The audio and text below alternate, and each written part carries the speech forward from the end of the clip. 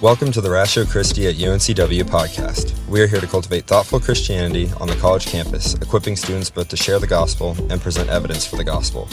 To learn more about Ratio Christi, come join us at our Monday night meetings. You can follow us on social media at Ratio Christi UNCW. Our speakers often use visual aids, so check us out on YouTube if you would like to follow along with those. Thank you for joining us today. If you like this content, give us a follow on whatever podcast app you prefer. And without further ado, let's dive into this week's topic. Okay, all right, so appreciate everybody coming out tonight. So quick poll, who here has read the book we're going to look at tonight? Okay, at least a few, all right, okay, well that's good, all right. Who here has at least heard of this book, or at least heard of Dr. Martin Luther King? Yes, okay, all right. So why are we remembering him today? Why do we have a holiday? I mean, he must have done something important. I mean, we have a whole federal holiday reserved for him. They don't just give that to anybody. Why are we remembering him today? He was a big leader of the civil rights movement. Okay. And had famous speeches and letters about civil rights. Okay, and what are civil rights? When we say civil rights, what are we referring to there? Just so we have our terms, we understand our terms, right? We're trying to make sure we understand what we're talking about here. It's a term we don't really use much anymore because everybody's civil rights are essentially granted by the Constitution. Nobody even gives it a second thought anymore. But back in this time, when he was around, that was not the case. Yes, what are civil rights and why was it a big deal back in the 50s and 60s? Some universally agreed upon human rights that are affirmed and protected by the government. Okay, and what kind of rights might those be? Yeah. The right to life, the right to private property. Okay. The right to health. Yep. Okay, yeah. So basically, I mean, what we would call today basic civil rights would be rights that are guaranteed in the in the Constitution and the amendments of the Constitution. The right to peaceably assemble, freedom of speech, freedom of the press. So what was going on at this time where that made people feel like their civil rights were not being honored or were being violated? Does anybody know what was going on back in the 50s and 60s that made Black Americans very worried and concerned that their civil rights were not being protected?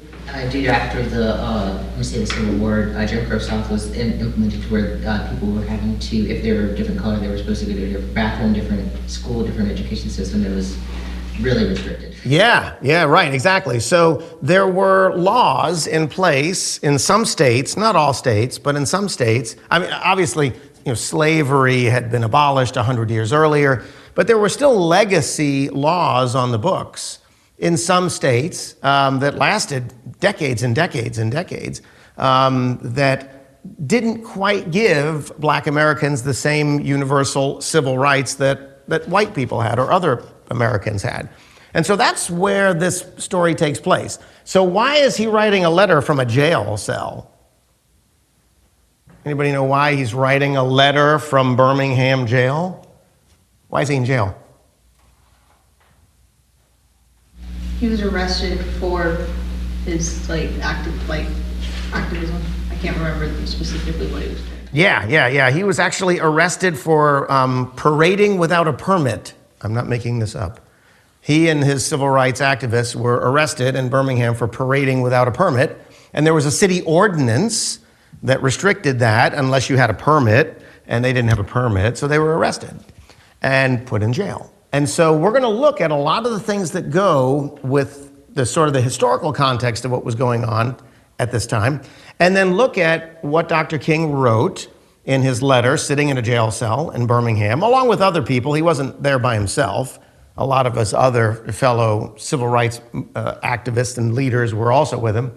But there's a lot of really interesting things in this letter from Birmingham jail, which is why I do want you to get a copy of it and read it if you can. It's not a very long book. It's actually it's a letter. It's It's maybe 15 or so pages. It's not very long, but it's definitely worth reading so you can kind of understand the context. Okay, so let's see what was going on. So this was the letter. This is not the letter from Birmingham jail. This was a letter that Dr. King was responding to. Okay, so his letter was actually a response to another letter that was written and published in a paper by a group of pastors and leaders of the churches in Alabama, in Birmingham, Alabama. A group of pastors, clergy. And you can read what it says. We, the undersigned clergymen, are among those who issued an appeal for law and order dealing with the racial problems in Alabama. And you can read the letter. I highlighted some important points. Unfortunately, this laser pointer doesn't do very well when it comes to TV screens. But the letter that was written, this was actually published in the paper, was to try to call for unity, because there was a lot of civil unrest going on in Alabama and Mississippi and other places during the early 1960s. And so this group of pastors gets together and says, we're going to write a letter, and they're all going to sign it. It was about, I think 7 or 8 pastors. And they were from a variety of different churches, Baptist, Lutheran, Presbyterian, Methodist, Catholicism, all kinds of different churches. They were all clergy. And they said, basically urging the civil rights movement to stop their protests, to stop protesting and to restrict what they were doing because it was causing civil unrest and causing racial friction and unrest. However, we are now confronted by a series of demonstrations by some of our Negro citizens who are directed and led by outsiders. So there was a big complaint that these outside agitators were coming in and causing civil unrest, and the demonstrations were untimely and unwise and untimely. And we'll get to that in a minute. So they're basically saying that, these protests, these demonstrations are untimely and unwise. And then this is the rest of it. It says, we further urge our Negro community to withdraw support from these demonstrations and to unite locally in working peacefully for a better Birmingham. And these are all the individuals that signed it. So look, we got bishops, we got bishop, archbishop, we got rabbi, we got a rabbi here, we got a conference for Methodist Church, a couple of Methodist Church, Episcopal diocese, right? Presbyterian. So we got all these different clergy that are writing this letter saying that these demonstrations and these protests are unwise. And there's Earl Stallings, First Baptist Church, Birmingham, right? So the Baptist. And the Negro community just needs to knock it off. It's just causing too much unrest. It's causing too much disturbance. And this needs to end. And this is being written by pastors saying this needs to end. So Dr. King and the civil rights movement, the individuals, were arrested and put in jail for doing this very thing, for protesting and having demonstrations.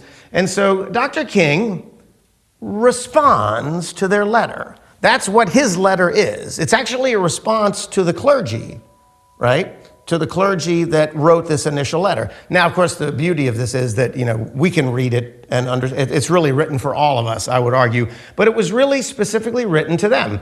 And I'm telling you, it's a great book, a great letter to read. And you can see what he says. This is just the beginning. While confined here in the Birmingham City Jail, I came across your recent statements calling my present activities unwise and untimely. And he goes on to say, seldom do I pause to answer criticism of my work. If I did, I wouldn't be able to have time to do anything else. And then he writes here, which is just beautiful.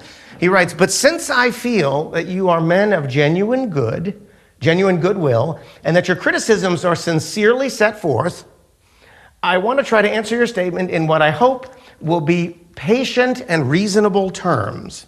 What a great way to start off your response to somebody that you disagree with. He's basically saying, you know what? Okay, I'm going to listen to what you have to say. Because I'm not going to just call you a racist. I'm not going to call you a fascist or a Nazi. I'm not going to yell and scream and throw things at your car. I'm going to answer your statements in what I will hope will be patient and reasonable terms. And he says, I sincerely feel that you are men of genuine goodwill and that your criticisms are sincerely set forth. Now, I will say, knowing what was going on at the time, he's being extremely gracious to a lot of these individuals, because most of them did not have sincere motives or genuine motives, but he approached it in that way, which is a terrific example of how we're to engage individuals who have a different viewpoint than we do. We shouldn't just assume that they're the enemy or that they hate us or that we hate them. Charitable judgment, give them the benefit of the doubt. Reasonable and patient terms, really good advice for when you're dealing with people that you might disagree with. Don't view them as the enemy, view them as somebody that you can talk to and you can reason with and be patient with.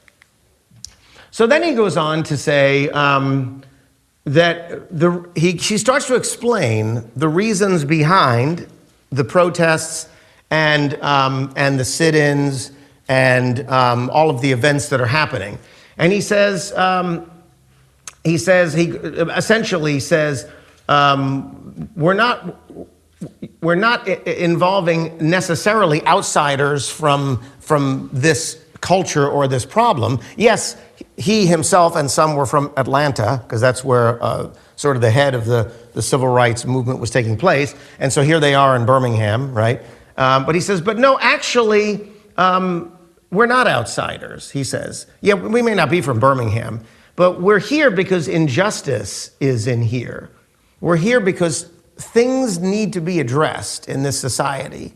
And just because we don't live in Birmingham doesn't mean we ignore problems elsewhere. And he goes on to give some really good examples. And he uses, I don't know if, again, that's why I think it's really good for you to read this book, to read his letter. He gives numerous biblical references in his writings. And not just biblical references, but also historical references toward leaders in the Christian church, early church fathers, things that they said, ideas that they put forth. Also a lot of philosophers, Socrates and Aristotle and others. It's a beautifully written letter that he brings together. And he says, so I, along with several members of my staff, am here because I was invited here. I'm here because I have organizational ties here. But more basically, I'm here because injustice is here. Because there's injustice going on, civil rights injustices. That's why we're here. So we're not a group of outside agitators. We are here to try to engage with society. And he goes on to give really good examples of identifying what the problem is that they're trying to address. And he has some really beautiful ideas that he captures in these pages. I'm cognizant of the interrelatedness of all communities. I cannot sit idly by in Atlanta and not be concerned about what happens in Birmingham, right? His famous injustice anywhere is a threat to justice everywhere idea. Because what he's basically saying is, just because there may not be injustice here in this place, there's injustice over here. And if we don't address it here, it's going to spread to these other places. So it needs to be addressed. These ideas, these ideas of injustice and civil rights need to be brought forward. And he says, look, I get that you don't like these demonstrations. You deplore the demonstrations taking place in Birmingham. But I'm sorry to say that your view fails to express a similar concern for the conditions that brought about the demonstrations in the first place. So yeah, I understand you're upset about demonstrations. Look, I'd be too.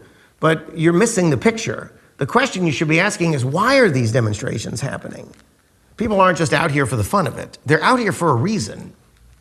He says, what are the underlying causes?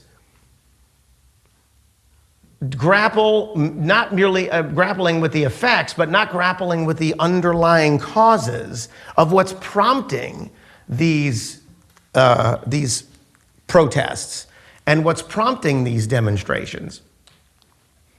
And he goes on then to sort of explain how he thinks he and his movement need to address this. And he says this, and this to me is just fantastic. He says, in any nonviolent campaign, there are 4 basic steps that need to take place. Nonviolent campaign. So he is not supporting the idea of setting police cars on fire, burning down churches, throwing frozen water bottles at police officers. He's not saying that. He is saying a nonviolent campaign. This is what he focused on. Nonviolent campaigns, nonviolent demonstrations.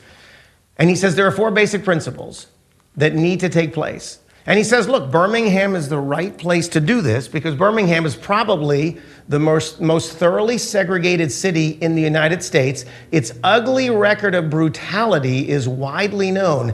Negroes have experienced grossly unjust treatment in the courts. They've experienced grossly unjust treatment in their lives, in their work, in schools, in almost every aspect of their life.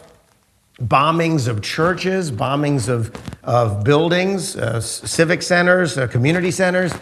And so he says, if we're going to try to address this with a non-violent campaign, these are the 4 things that we are training our people to do.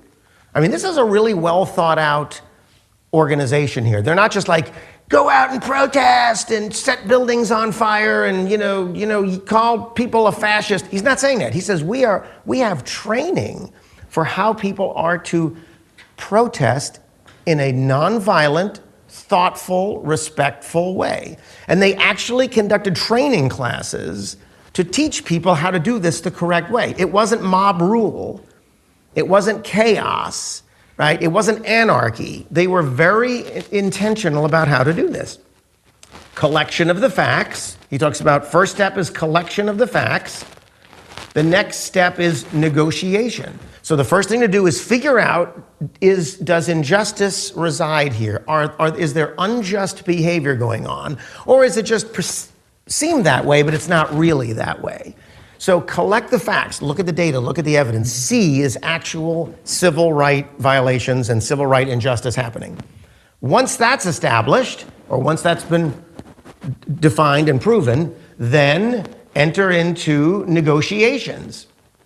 Talk to the people who are committing these acts. Don't just yell at them. Don't just burn their cars, right? Talk to them. Why do we not have equal rights with white Americans? Why do we have white only and Negro only bathrooms and water fountains and all that? Why do we have to sit at the back of the bus, right? Why is it like this?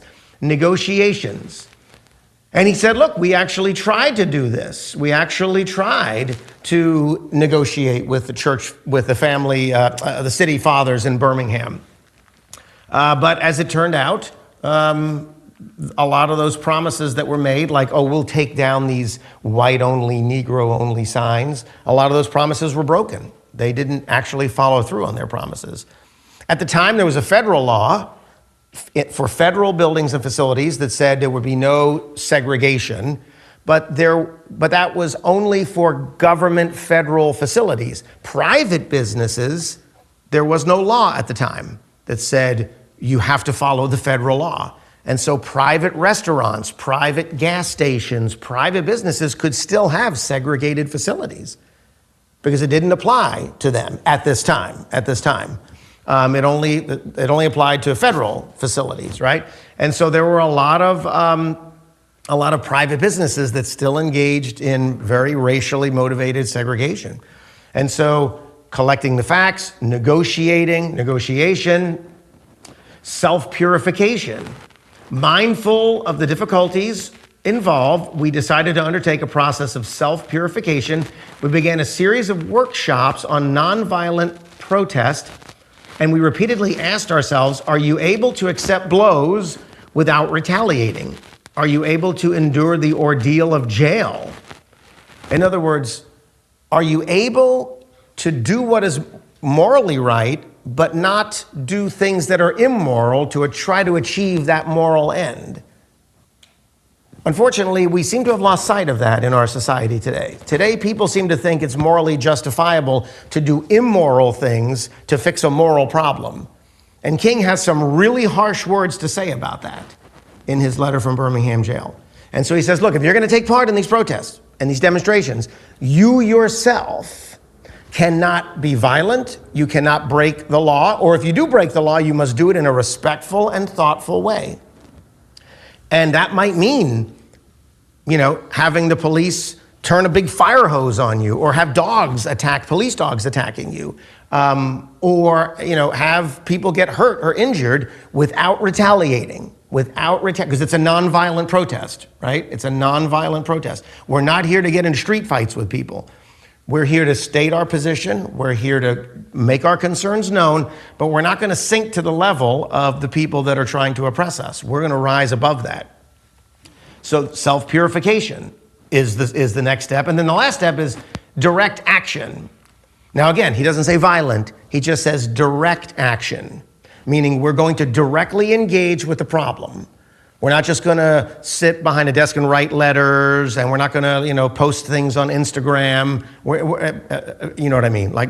In other words, we're going to engage in direct action. We're going to make an affront to this problem. So, for example, if there was a store, a privately owned, let's say a restaurant that was still segregated, they would stand out in front with the picket signs, and they would picket. They would protest. They wouldn't hurt anybody.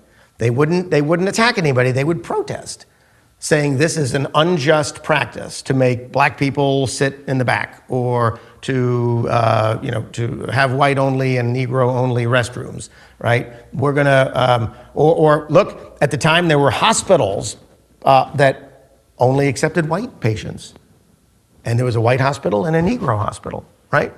I mean, it was pervasive in our society. I know that's insane to think about today in this world, because we can't even conceive of that, but that's what the world was like in some parts of the country. Like in my lifetime, like in the 1960s. And so they called for direct action so that the problem could be brought to the surface, so people could be made aware of what's going on, and it's not just being hidden or swept under the rug. And it says, he does a nice job here. He says, it seeks to dramatize the issues so that it can no longer be ignored.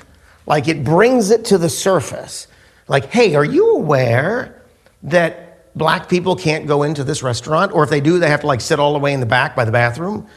Are you aware that, if you're a black person, you can't go here, or you have to sit in the back, or you can only sit in this one little space here. You can't sit at the lunch counter, or you got to sit at the back of the bus.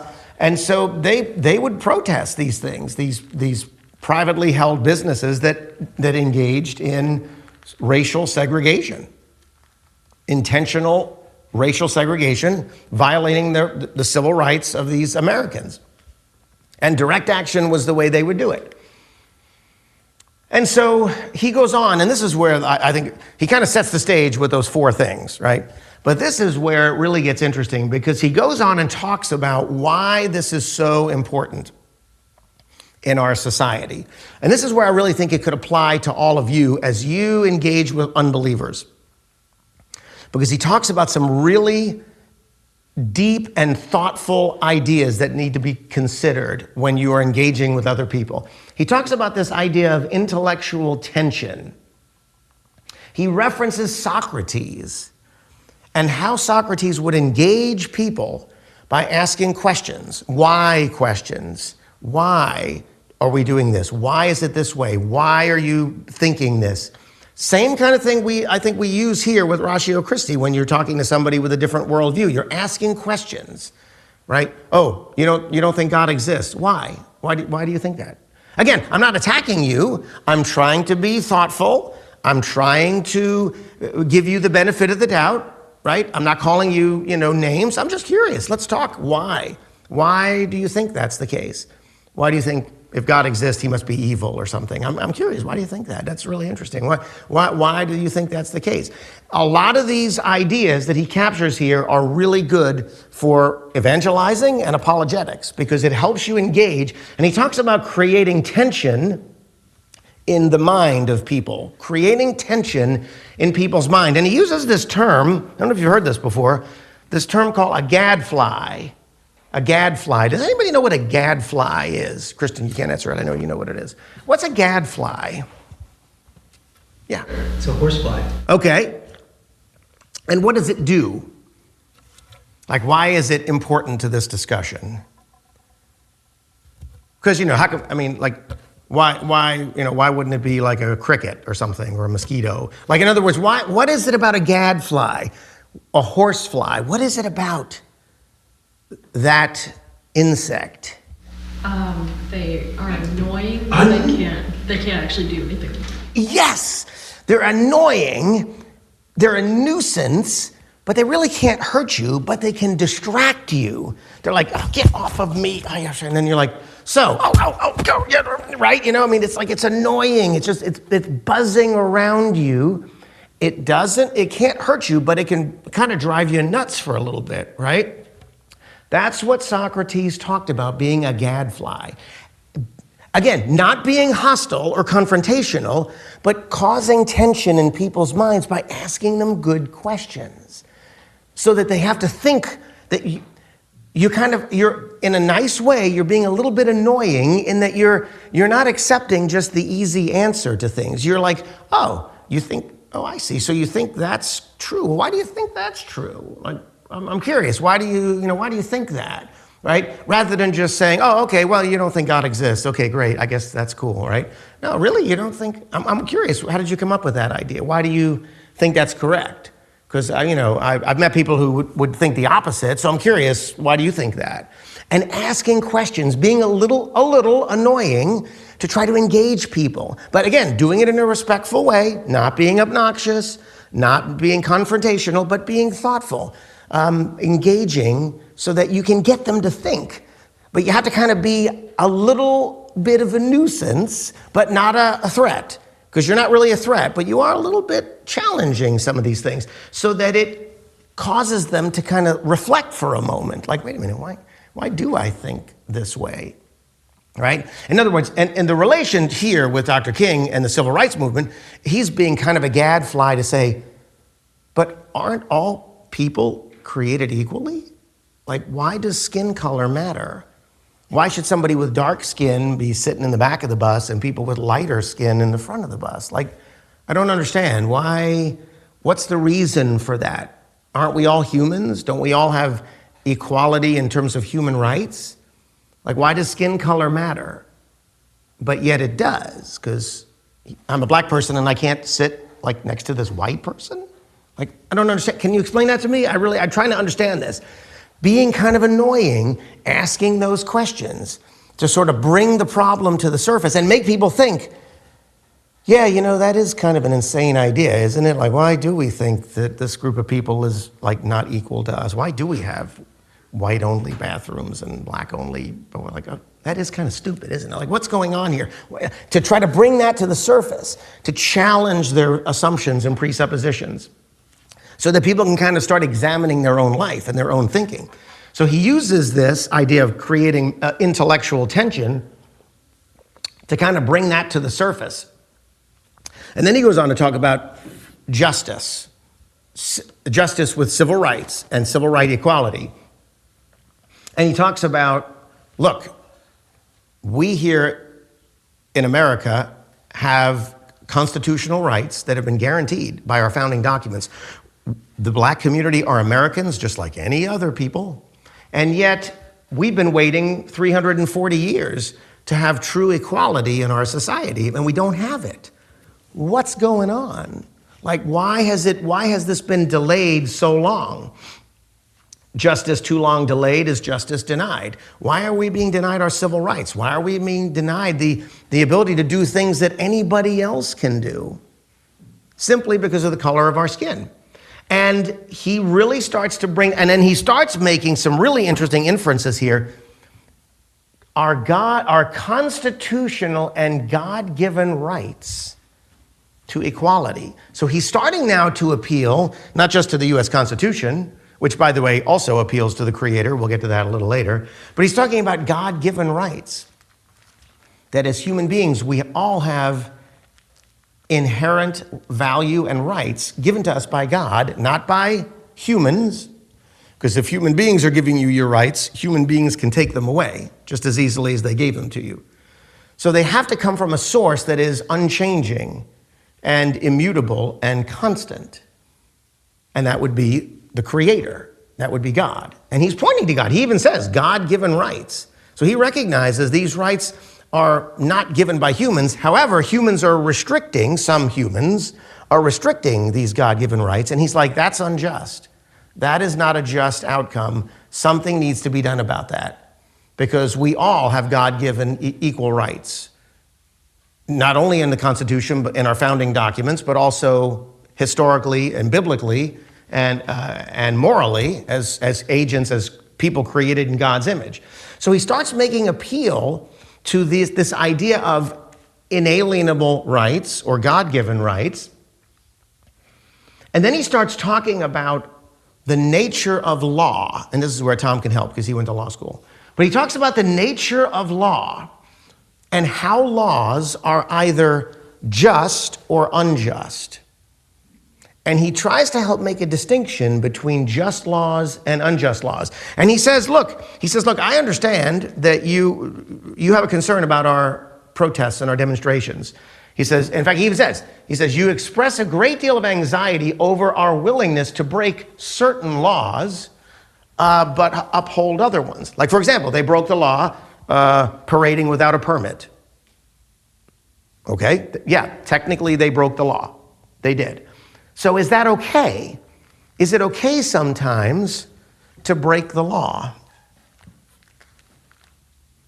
Or are you always supposed to follow every law all the time, no matter what the law is? Now, I'll just ask you, is it morally acceptable to break a law under certain circumstances? And what might those be? Or is it never okay to break the law? What do you think? Radshak, Meshach, and Abednego broke the king's law when they didn't bow down to the golden idol. That's right. So now, I don't think we take from that story God says, break every law, be a lawless society, anarchy rules. Is that what we're to take from that? No, I don't think so. But can there be circumstances under which a law could and should be broken? If a law is immoral and goes against what the Bible says. Okay, all right. So it sounds like there are laws that are made by humans, right? Don't speed in a school zone. Don't drive 150 miles an hour on I-95. That's a law, right? Or you get pulled over, right? So there are laws. But is there a law above the law? Is there a law that is universal, that all laws point up to, or that all laws, I should say, maybe that trickles down to all of our laws? Is there an ultimate law? And you would say that would be the Bible, the biblical truths that we see in Scripture, what we would call God's law, God's moral law, universal law. Yes?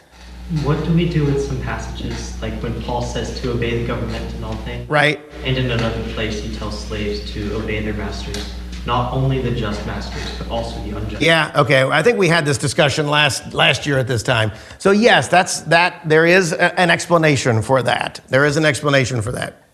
That goes beyond what we're going to talk about here today. But yes, remind me to talk about that later, because that is an important distinction. But what King is talking about here is the fact that there are some laws. How can you advocate breaking some laws and obeying other ones, but then disobeying others? And so he goes in to start to talk about what it means to have a just law and an unjust law.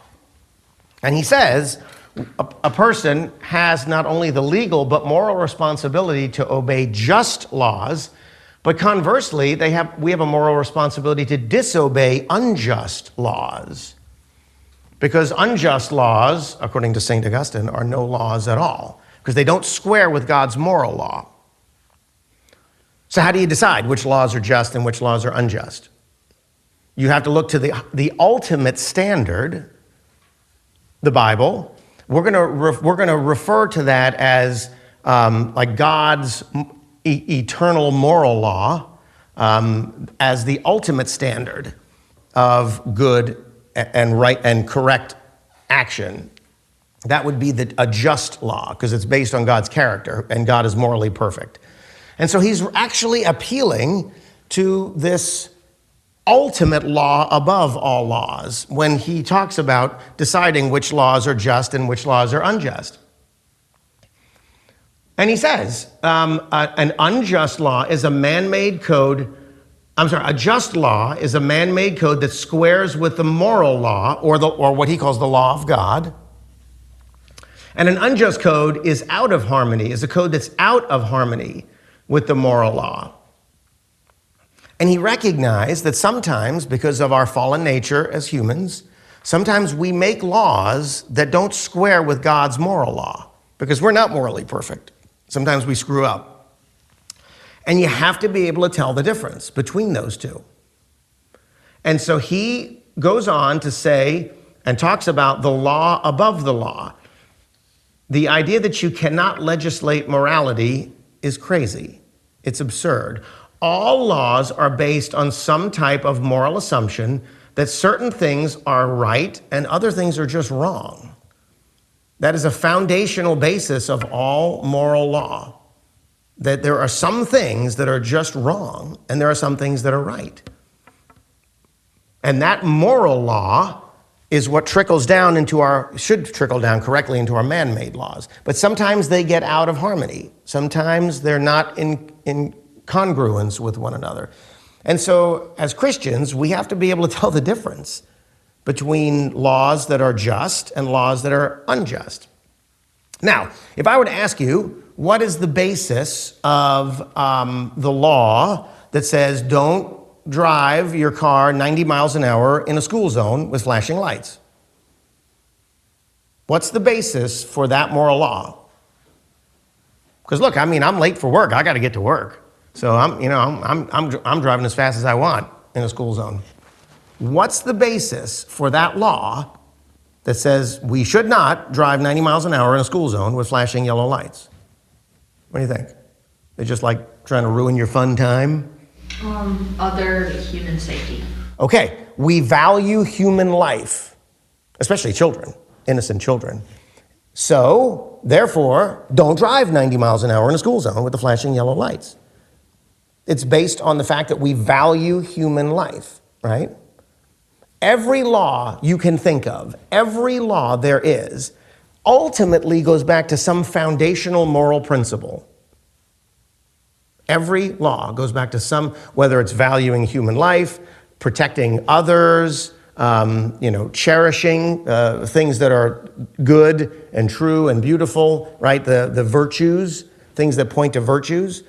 All of those things, all laws point back to those foundational laws. In this case, we're talking about moral laws, foundational moral laws.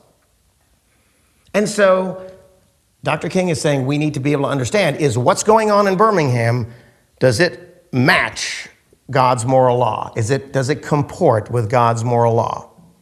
Right? Because look, the Bible doesn't say anything about, white-only bathrooms and black-only bathrooms. At least I've never read that. But there's a principle at stake here that we need to think about. Is that something that would violate God's moral law by segregating people based on ethnicity or skin color or things like that? That's the essence of what we're trying to do here. And he goes on to really describe this beautifully. I've just summarized it here. That's why I think it's really good for you to read this. He talks about aspects or characteristics of a just law. A just law squares with God's moral law. A just law is one where the majority compels the minority to follow it and follows it themselves. That would be a just law. What was happening at this time is the majority was compelling the minority to follow the law, but yet they were not following it themselves. That's unjust. We would say that is an unjust law. It would be an unjust law if the minority had no part in devising or enacting the law. So, for example, there were laws that said you could vote, but you had to be a landowner or a property owner. Well, guess who made that law? Landowners and property owners made that law. Problem with that? What do you think? Kind of sounds like a problem, yeah? Yeah. Unjust law. Because the people that had to live under it had no input into devising it or constructing it. A law can be just on its face, but unjust in its application. That's a subtle one. That's kind of a tricky one. Because what they were doing, like in the case of him parading without a permit, they were using the law, which, by the way, having a law that says you can't parade without a permit is a perfectly fine law. But when you use it to try to prevent people from demonstrating and protesting so they can try to get their civil rights, then you use a just law and apply it in an unjust way.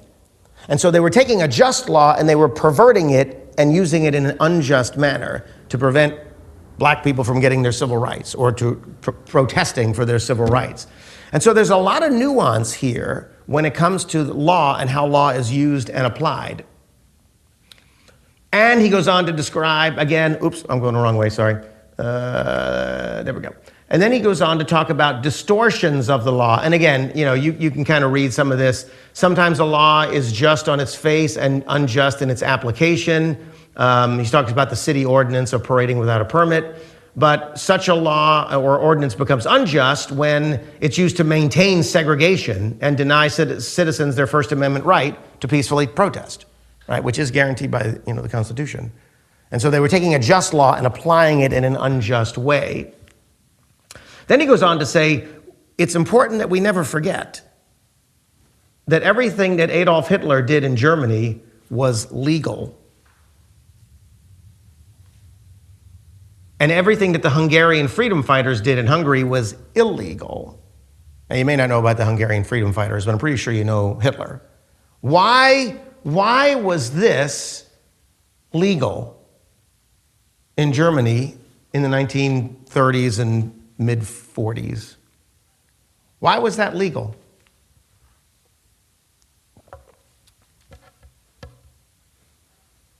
What do you think? How were they able to get away with this? Not ultimately, but for many years they got away with this. How?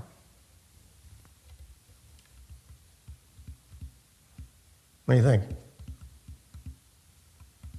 Anybody? Oh, go ahead, yeah. They made it sound like it was a good thing for certain people. So, has anybody ever heard of the Nuremberg laws? What were the Nuremberg laws? Or maybe just in a general sense, what were the Nuremberg laws? What did that permit people to do? What do you think? I mean, it basically said it's okay to kill Jewish people. It's okay to round them up and put them in concentration camps. It's okay to violate their civil rights. It's okay to kill them. It's okay to kill their families. They made laws in Germany that said it was okay to do this. And if anybody protested, what was the response? It's legal. It's legal. The law says. In fact, if you were found to have been harboring a Jewish person at the time to try to protect them, what happened to you? You were killed. Why? Because you were doing it illegally. Because you were violating the law. You were violating the law. You're a criminal for trying to protect these Jewish people. You get the same fate that they had. Now, this is obviously a very extreme example, but this is a very clear illustration of a man-made laws that did not square with God's moral law. But it was legal. In fact, this was a serious problem after World War II ended, and they put all the Nazi leaders on trial. Who's seen the movie there that came out recently with that, right? What was their biggest problem? One of their biggest problems, trying to prosecute the Nazi leaders. They didn't technically do anything. They didn't do anything wrong. Legally. What are you going to do? Convict someone of following the law? They weren't doing anything illegal. They couldn't be tried under American law because none of them were American citizens. They couldn't be tried under Russian law because none of them were Russian citizens. And if they were tried under German law, they're innocent because they were following the law. And that was actually their defense. Their defense was, hey, we're not telling you how to live your life. This is legal in our country. Now, you may not like it, but you know what? Go to your own country. These are our laws. Who are you to come in here and tell us our laws are wrong? We're following our laws. You go ahead and follow your laws, America. We'll follow our laws here in Germany. Yes? Could they have not been tried under international law? Well, ultimately, that's what happened. They were ultimately tried. Does anybody know the term that was used for the crimes that they committed? It's kind of a famous legal precedent. Crimes against humanity? Crimes against humanity. Basically, what they were saying was, yeah, we understand that the laws in Germany allowed this, but you are being held to a standard that is above that standard. You are being held to the ultimate moral law, crimes against humanity. And your law didn't square with the ultimate law, the eternal law, God's moral law. And so therefore, you're guilty of violating God's moral law, even though you didn't do anything illegal in Germany. And that's how they actually proceeded with the case. Crimes against humanity. I mean, had it ever been used before that, Tom? Are you ever aware of it ever being used? Yeah. I mean, it was like landmark. I mean, it had never been used before. But that was a real pickle for the prosecution in the U.S. and the Russian, particularly the American legal team, because they're like, what are we going to do? I mean, there was no United Nations. And there wasn't a United Nations at the time. Like, what are we going to do? I mean, they didn't do anything illegal. I mean, literally, right? So this was a tough situation for them, right? Because this was legal. This was legal at that time. So that's why this is so important to understand the distinction between man-made laws and God's moral law. The ultimate law, because you got to be able to tell the difference when they're out of harmony. Now, clearly, this is an easy example of when they're out of harmony, okay? But there are other ones that can be a little harder to detect. And so you've got to be able to sort of know when you see that conflict, when you see that tension. Now, and King goes on to talk about, and this is again, getting near the end of the end of his letter. He says, I must make two honest confessions to you, my Christian and Jewish brothers. First, I must confess that over the past few years, I've been gravely disappointed with the white moderate, talking about people that he thought would be supportive of their struggle to obtain their civil rights. And he goes on to say, look, I don't expect the Grand Wizard of the KKK to be supportive of what we're doing here in Birmingham. And I don't expect the mayor of Birmingham or the governor of Alabama to agree with us here. I expect resistance from those people. But I'm really disappointed in individuals within the church who should know better, who should know that these laws that are enforcing segregation do not comport with God's ultimate moral law. And he goes on to say, and he goes on to his famous statement, shallow understanding from people of goodwill is more frustrating than absolute misunderstanding from people of ill will. Lukewarm acceptance is much more bewildering than outright rejection. He's basically saying, look, I get it. There are going to be people that outright reject what we're doing. And I expect them to reject what we're doing. Essentially, in his mind, saying because they're racists.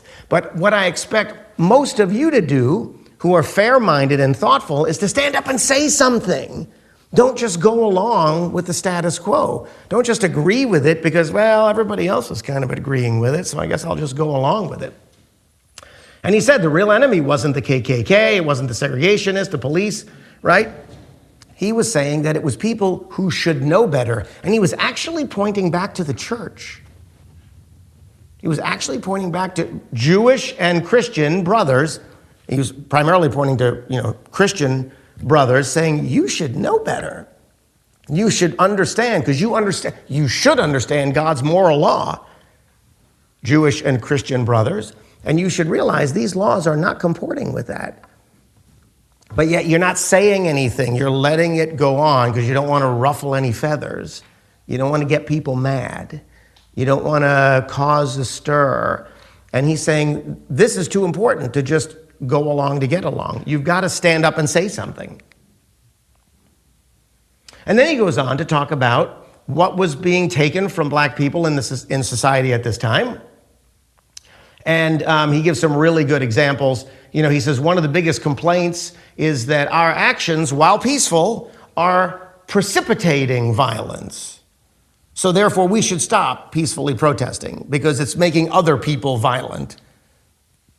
What do you think of that? Should we criticize people for peacefully protesting because other people respond in a hostile and violent way? No. No, he's basically saying, just because we are peacefully protesting, if it precipitates violence from some of these other groups, hold them responsible for their actions. Don't hold us responsible for and he gives some examples. He's like, that's like blaming a guy who gets robbed by a thief. That's like blaming the guy for having money in his pocket. Oh, if you didn't have money in your pocket, you never would have gotten robbed, right? I mean, it's absurd. It's logically crazy. It makes no sense. He says society must protect the robbed and punish the robber. And he was basically saying, we're being robbed of our civil rights. Don't punish us. Punish the people that are acting violently, trying to prevent us from attaining our civil rights. The ones that are taking away our civil rights. Don't attack us. Don't blame us. We're peacefully protesting. We're not hurting anybody. Then he talks about being an extremist. This is probably my favorite part of the letter. He says, you speak of our activity in Birmingham as extreme, because they use this term, you're an extremist. He says, at first I was rather disappointed that fellow clergymen would see my nonviolent efforts as those of an extremist. And he goes on to say, but though I was initially disappointed at being characterized as an extremist, as I continued to think about the matter, I gradually gained a measure of satisfaction from that label of being an extremist. And then he goes on to talk about some extremists in history. He says, was not Jesus an extremist for love? Wasn't Paul an extremist for sharing the gospel? I mean, my gosh, all of the apostles basically paid for it with their lives. They were very extreme in society's eyes. And he goes on to give a number. He goes, John Bunyan, right? He gives great illustrations. Martin Luther, an extremist. Here I stand, I can do no other, so help me God. I cannot do otherwise, so help me God. John Bunyan, I will stay in jail to the end of my days before I make a butchery of my conscience. See, he says at the end, so the question is not whether we will be an extremist, but what kind of an extremist will we be? So I do this little experiment in my uni class sometimes. I guess I haven't done it in a few years. I say to students about this age, I say, if you were alive in the 1960s and Dr. King and the civil rights people were marching to try to get their civil rights back, how many of you would have marched with him? How many hands do you think go up in the room? Every hand goes up in the room. Every hand goes. I would have marched with him. Have you ever seen the video clips of the march, the marches that they had? Majority were black people. Every now and then you see a white person in there. Not many, but a few.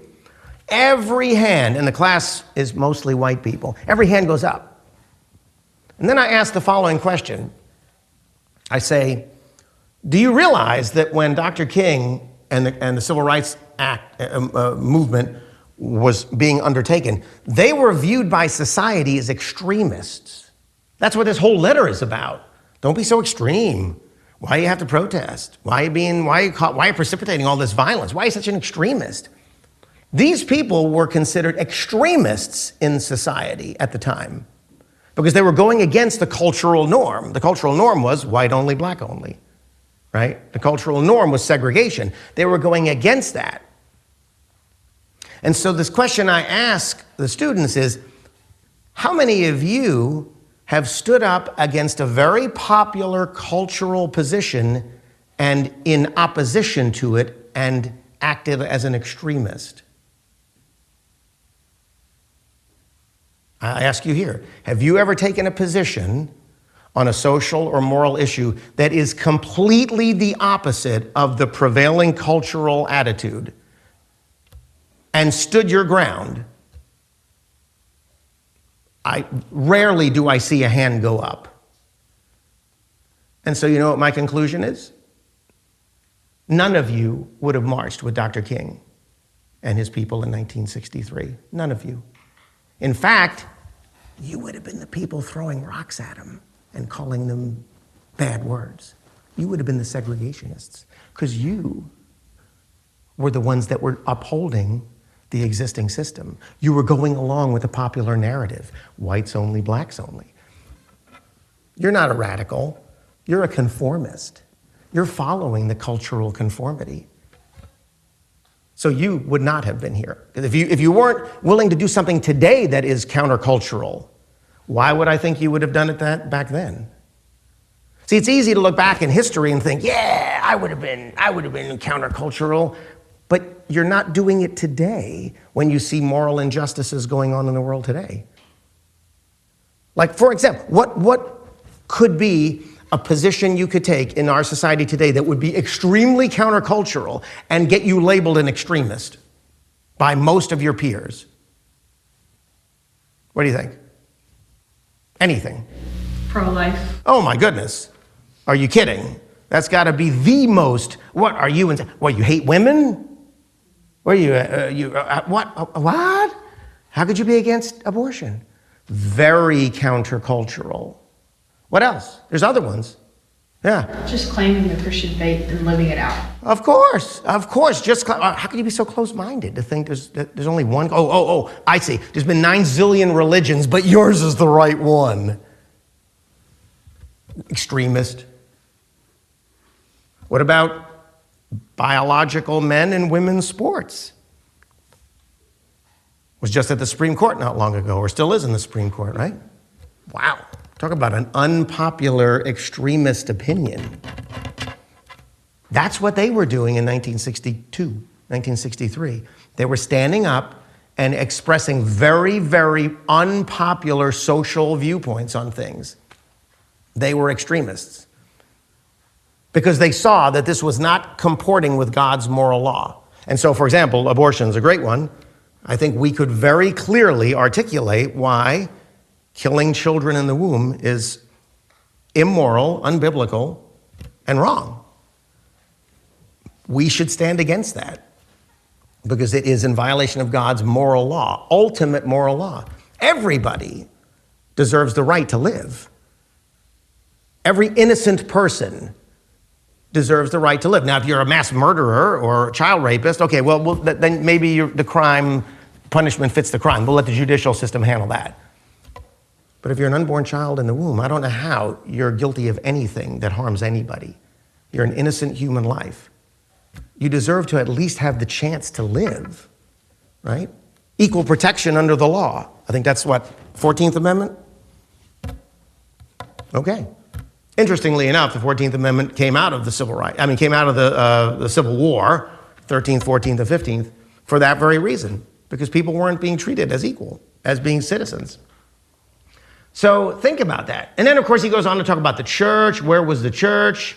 Let me express another note of major disappointment. I'm so greatly disappointed with the church, the white church. I must honestly reiterate that I have been disappointed with the church. I do not say this as a negative critic who can always find something wrong with the church. I say this as a minister of the gospel who loves the church and was nurtured by the church. But I've heard numerous Southern religious leaders admonish their worshipers to comply with the desegregation decisions because it's the law, rather than saying, Obey it because it's the morally right thing to do, not because you're being forced to do it. Embrace your black brothers and sisters. And he talks about this unhealthy, unbiblical distinction between body and soul, between the sacred and the secular. And I don't know, we don't have time to go into all of that, but he is basically saying that these laws are treating people like things rather than like people, and is causing this unnecessary distinction between body and soul, between the sacred and the secular. And that shouldn't be the case. For somebody who's a true believer, a true Christian, we should recognize that anytime we see that, that's unbiblical. That is not loving your brother as you should. And he would even say that the church he thought was being very legalistic, which is kind of weird when you think about it.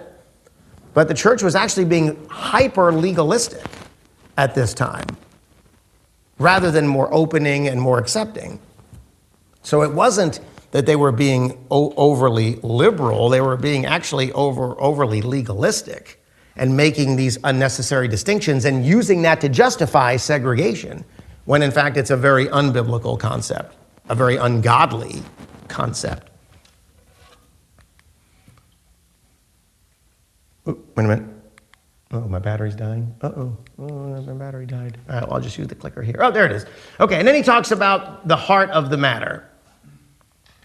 He says that we should do the right thing for the right reason, not do the right thing for the wrong reason. We should want to help people pursue getting their civil rights, not because we're forced to legally, but because it's the right thing to do, because they're fellow humans. And we should all preserve and recognize the importance of that. He says, but I must affirm now that, he says, let me read this here. I have tried to make it clear that it is wrong to use immoral means to attain a moral end. He says, but however, now I must affirm that it is just as wrong, or perhaps even more so, to use moral means to preserve an immoral end. And that's what was happening. They were using moral means to try to preserve a very immoral system of segregation and saying, oh, but it's the right thing to do. But it's really not the right thing to do, because it doesn't. It's kind of like Hitler. Oh, it's legal.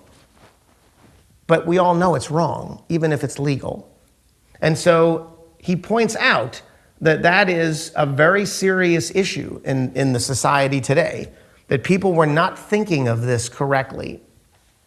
And they were allowing their legalism to sort of trample or impede on their moral conscience. And they kind of knew it was wrong to do this, but they're like, wow, but that's the law. I don't want to break the law. I don't want to, it says black only, white only. That's what the statute says. I'm not going to break the law.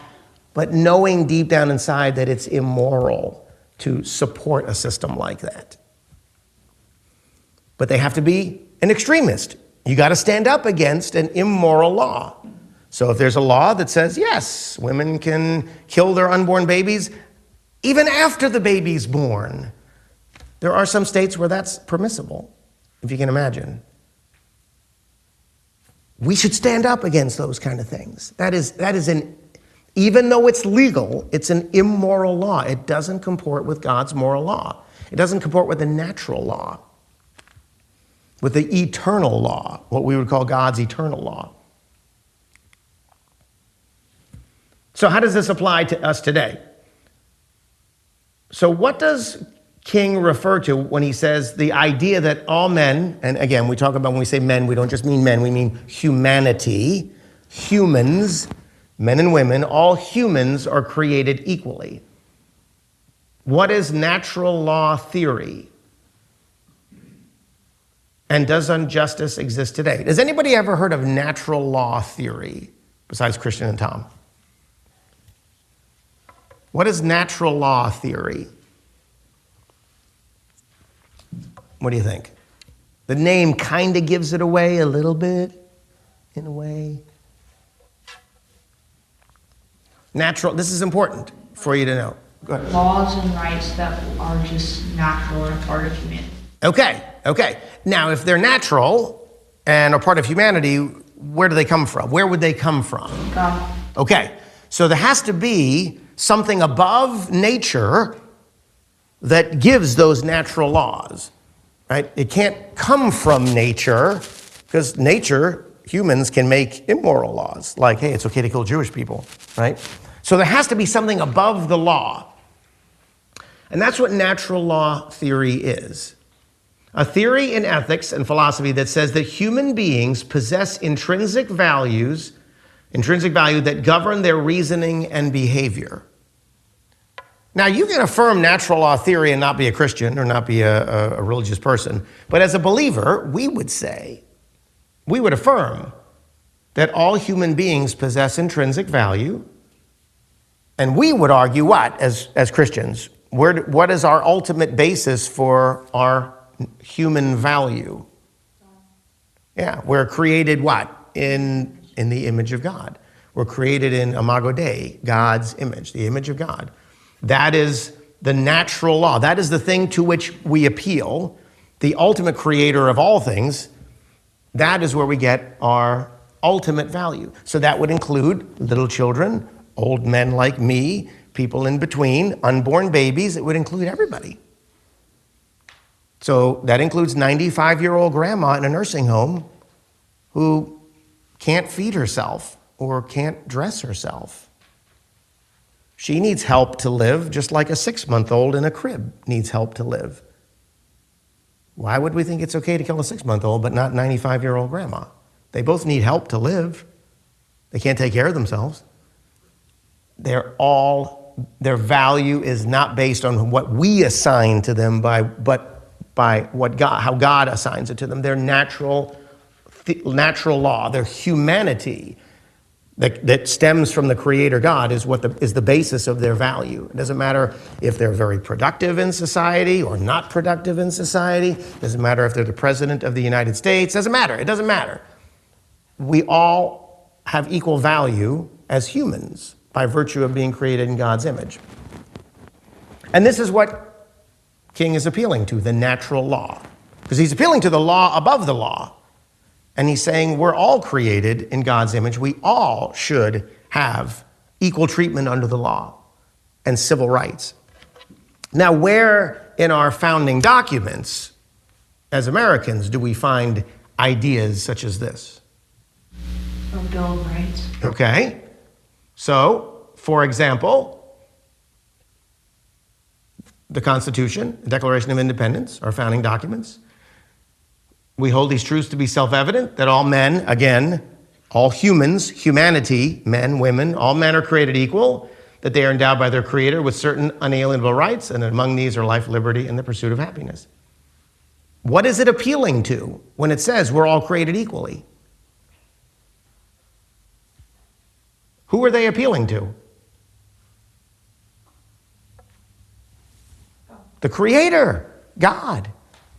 That we possess immutable characteristics that are based on our Creator, God. That's where we get our rights from. Now, if the government is doing its job correctly, the laws that we live under ought to reflect God's ultimate moral law. And in fact, it's the job of the government to make sure that our unalienable rights are protected. Now, the government doesn't grant us our rights, but it protects those rights that are, what does unalienable mean? Unalienable rights, what does that mean? What do you think? What's unalienable? You can't take them away. It can't be taken away. It can't be alienated from you. It's unalienable. It can't be removed from you. The moment you were conceived, you had those rights because you were human.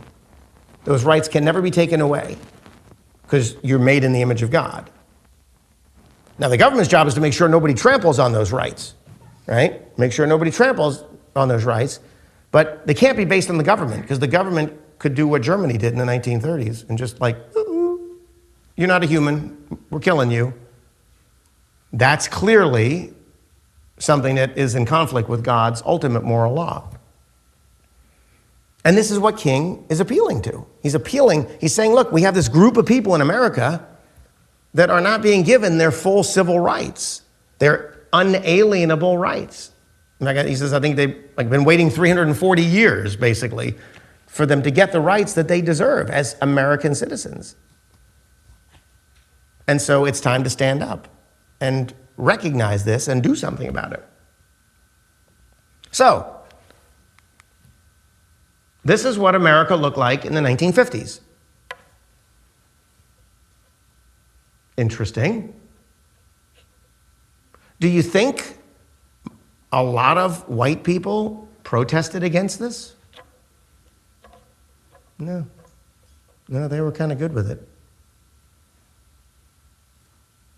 There were a few radical extremists who said, I don't think this is a really good idea here. Why are we doing this? And what were they told? It's the law. Don't be a lawbreaker. Don't be a lawbreaker. Follow the law. Law says white only, black only, or white only, I guess, Negro only, colored.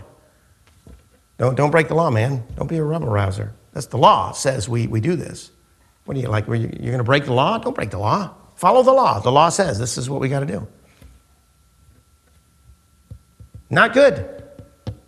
A lot more people should have stood up and said something. A lot more people should have stood up and said, I understand this is the law, but is this really the morally right thing to do? That's why it took so many years to get rid of this. I mean, think about it. The Civil War ended in 1865. We're almost 100 years after the Civil War.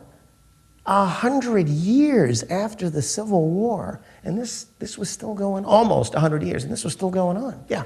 This might be off topic, but how does it even get started? On the heels of the Civil War? It just seems weird this even got off the ground. So I think there was a lot of things that came off the heels of the Civil War. Obviously, blacks were given their freedom, but there were still, did everybody just suddenly change their minds about this issue as soon as the Civil War ended? No, nobody changed. Very few people changed their minds. There was still so much entrenched segregation and racism that it took a long time to weed this out.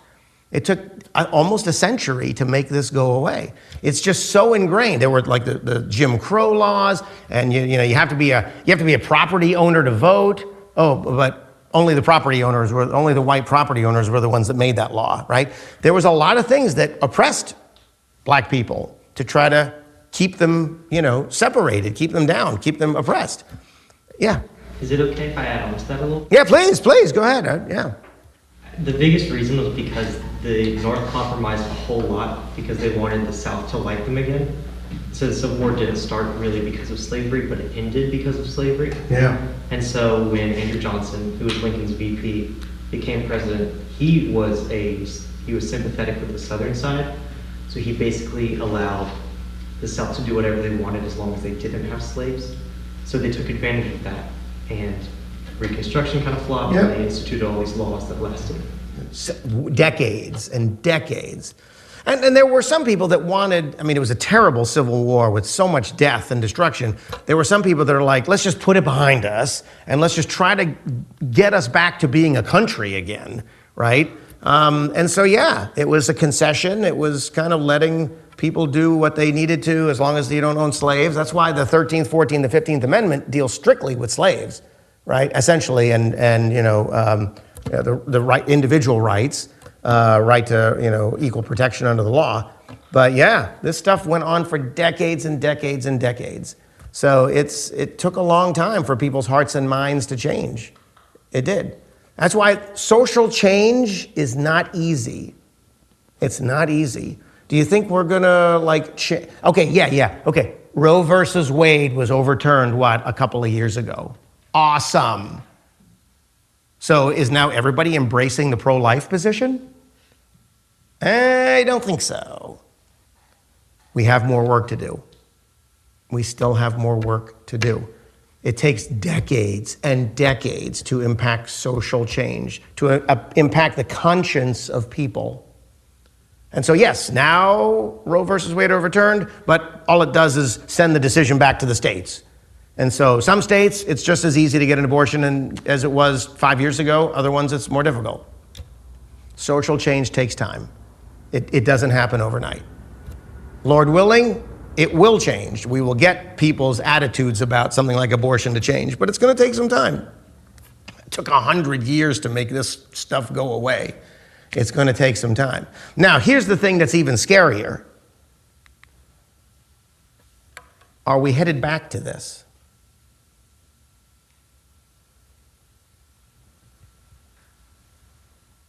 Are we progressing or are we regressing?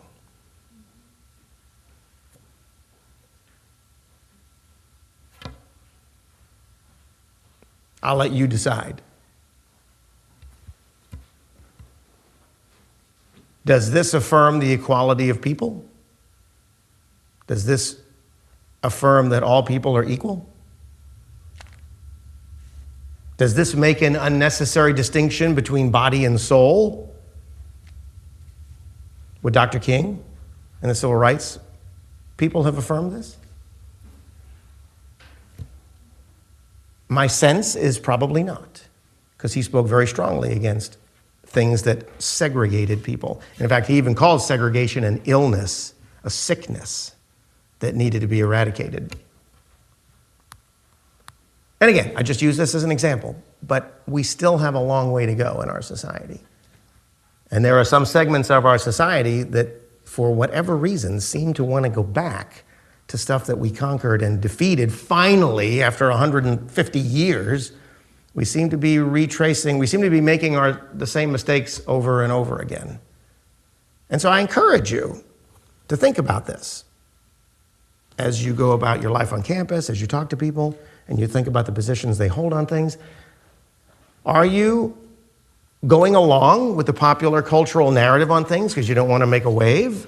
Or are you willing to stand up and be an extremist and take a position that's countercultural, that might get you called names, that might get you labeled, or might get you ostracized or made fun of or whatever?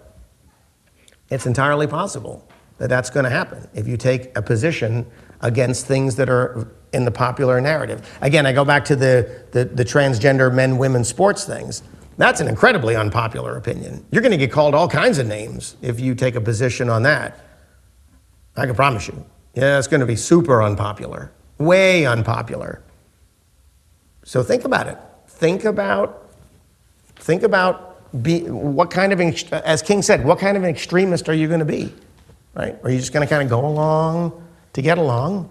Or are you going to say, actually that is a bad idea because it devalues individual autonomy and humanity, and it denies the humanness of people, and it doesn't comport with the moral law, it doesn't comport with the natural law, because God sees everybody as being created equal. And we shouldn't have this unnecessary distinction between body and soul. We shouldn't be dividing people by skin color. I know that's a crazy idea, but that's exactly what was going on in the 60s. And so I encourage you to think about these things and to think about how you can approach this in society today. There are plenty of opportunities to engage with this. So King's letter, every bit as relevant in 1963 as it is today. So on that note, I'm going to give away 4 free copies of Dr. King's letter from Birmingham jail. What are the 4 things? I got 4 copies. What are the 4 things that King said, the 4 steps that he said you should do in preparation for being an extremist?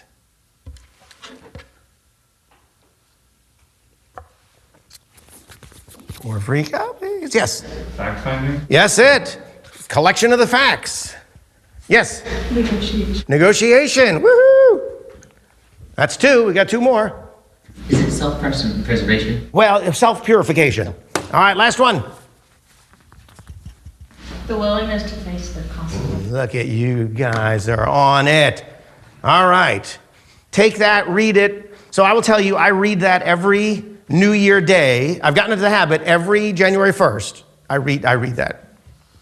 Partially because I know in a couple of weeks I'm going to be doing this, because I want to remind myself, but partially because it's so good. There's so much in there that you can learn and see from history what happened. And it's good to remind ourselves of history so that we don't repeat terrible ideas and bad ideas in the past. So, okay, questions? Any questions or comments?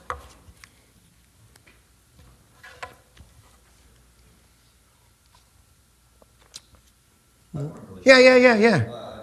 I was thinking about this as you were talking. So I was thinking about how Paul and some of the saints directly after the Bible, like Paul sometimes disobeys the law to preach God. Like he's told to be quiet, and he goes and preaches anyway. He knows he's about to be arrested, and his friends help him escape. But then he's also submissive to the law when it is unjust, and he willingly goes to his martyrdom.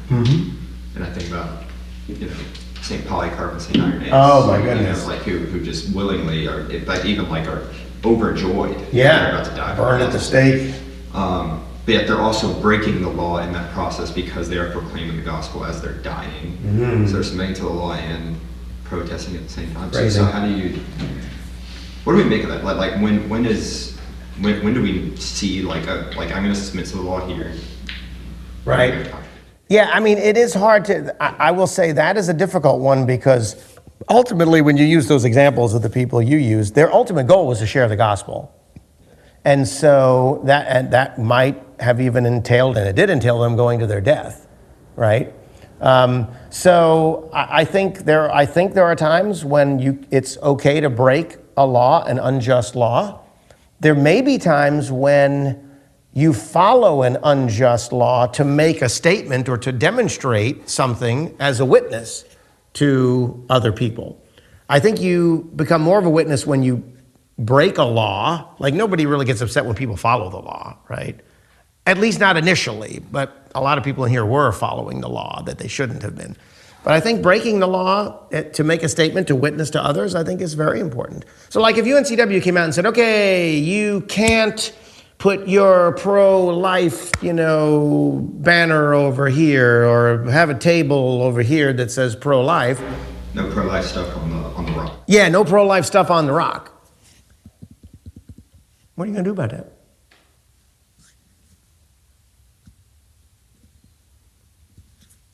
Going to follow the law? You're going to break the law. I'm not telling you. Call ADF. Call ADF. I'm not telling you what to do, but I'm asking you to think about it. Right?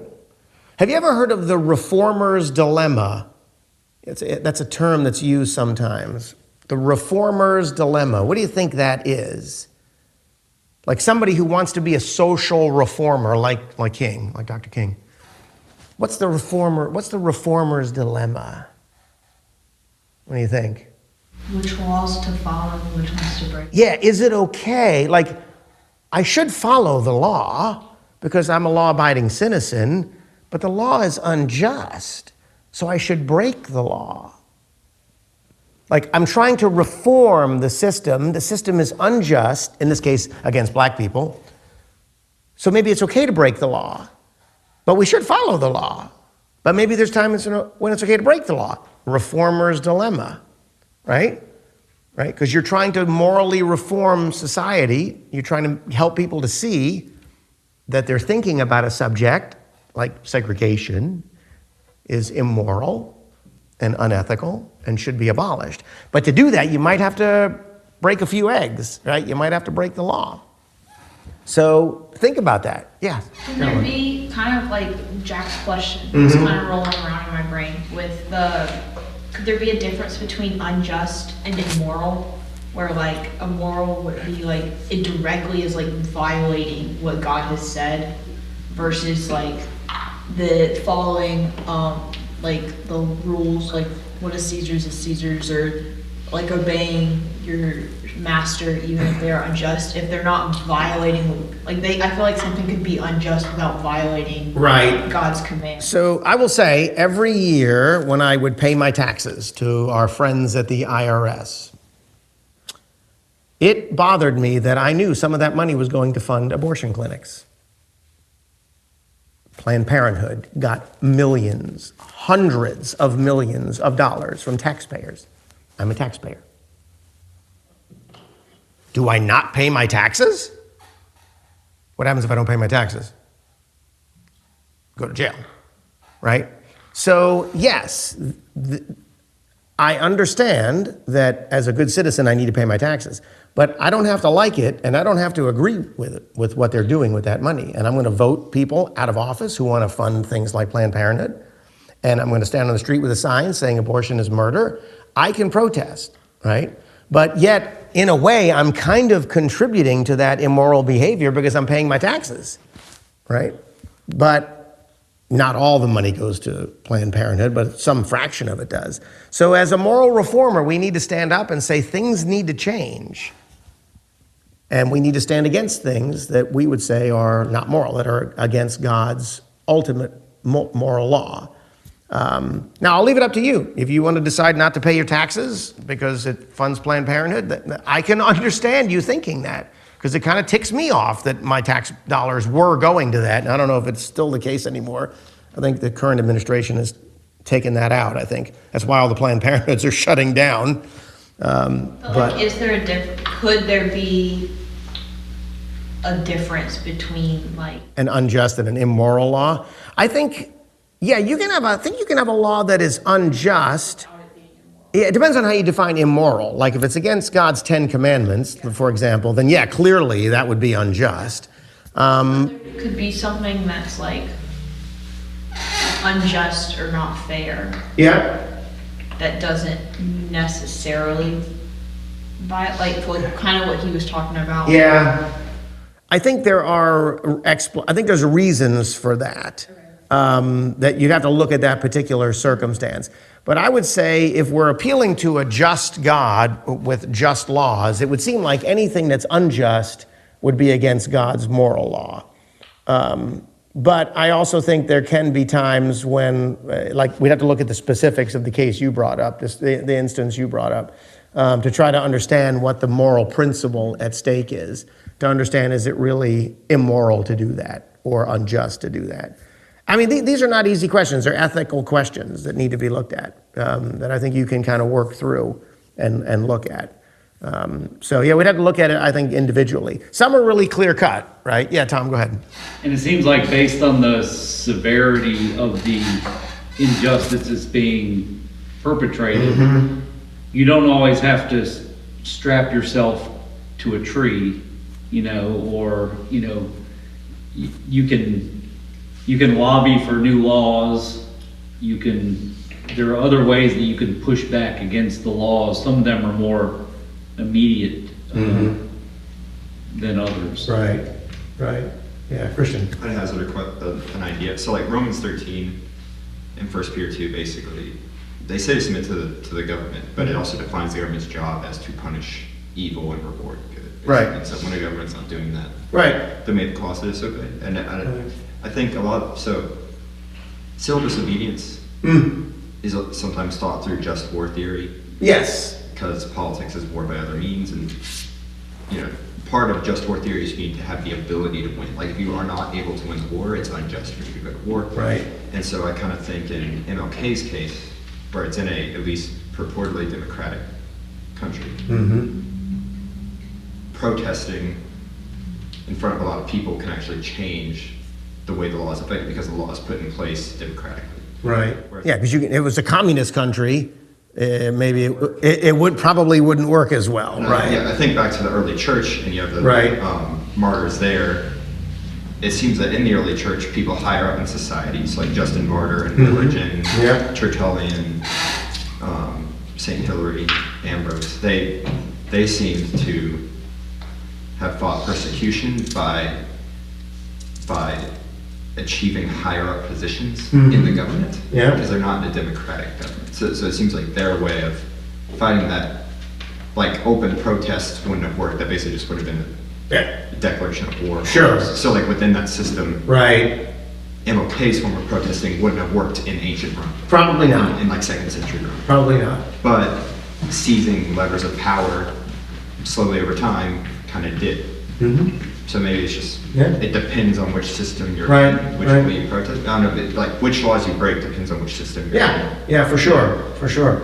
And look, I mean, y'all are young, you've got your whole life ahead of you. Change the system, run for office. Get in to the system and start reforming it from within. That's how you change it. That's one of the ways you can change it. And to your point, in a democratic society, there are multiple ways you can do that. But yeah, take an interest in these things, because that is the way you can affect change. You can absolutely affect the hearts and minds of people by the influence you can have. And you can absolutely have influence, for sure, for sure. And you've got your whole life ahead of you to do it. So, no, that's good. That's a good point. Okay, we're getting 10 to 9 here. We're getting a little late. Any other questions or comments? All right. Tom, you want to pray us out and we can go ahead and wrap it up? Father, we thank you for just for tonight, for the reminder that all that we have comes from you, including our rights. We thank you, Lord, for the freedom that we have in this country, for the freedom that we have in Jesus. But God, thank you that we can be people of courage and conviction, and even when we seem to be facing insurmountable odds, and if we seem to be outnumbered, we just thank you that, as Dr. King is often quoted as saying, it's never the wrong time to do what's right. And so God, I pray that we would be people of conviction, that we would stand up for justice, we would stand up for the innocent, those who can't defend themselves, but that we would also have compassion on those that we oppose, knowing that their eyes are blinded and that they need a new heart, which only Jesus can do. So thank you for Dr. King's legacy. God, help us never to be guilty of treating people differently based on immutable characteristics or based on our own standards. God, help us to treat every human being as an image bearer of you, and help us ourselves to bear the image properly and accurately in this world that's without hope, Lord. So thank you for John and just his